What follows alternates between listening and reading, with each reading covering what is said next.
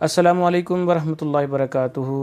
ناظرین، اعتکاف کے حوالے سے مسائل چل رہے تھے، تو آج ہم بات کریں گے اعتکاف کے وقت کے متعلق کہ اعتکاف کا وقت کب شروع ہوتا ہے اور دوسرا اعتکاف کن چیزوں سے ٹوٹ جاتا ہے۔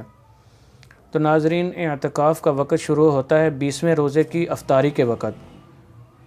معتکف کو چاہیے کہ وہ اعتکاف کے لیے عصر کی نماز پڑھ کر مسجد میں چلا جائے اور جو افطاری ہے وہ مسجد میں کرے۔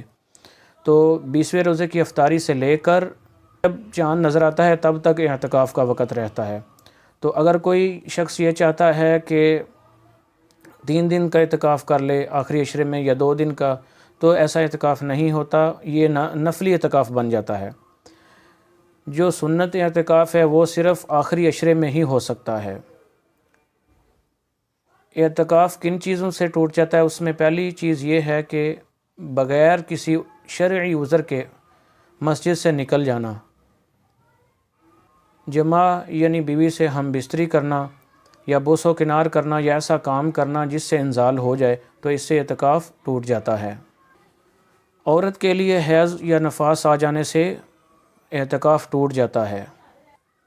جان بوجھ کر مسجد کو چھوڑ دینے سے بھی اعتکاف ٹوٹ جاتا ہے۔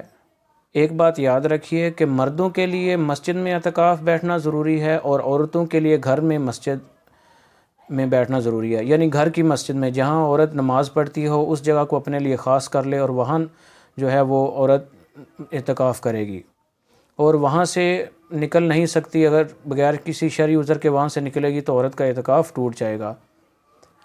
کھانے پکانے کے متعلق بھی یہ حکم ہے کہ عورت کھانا وغیرہ نہیں پکا سکتی، کیونکہ یہ شرعی عذر میں داخل نہیں ہے، کیونکہ معتکفہ عورت کو چاہیے کہ وہ اس چیز کا پہلے سے کوئی انتظام کرے۔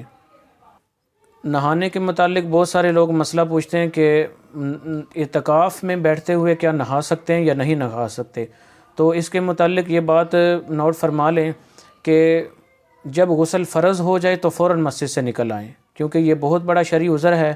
ناپاکی کی حالت میں مسجد میں بیٹھنے پر بہت گناہ ملتا ہے، تو مسجد سے فوراً نکل کر غسل کرے۔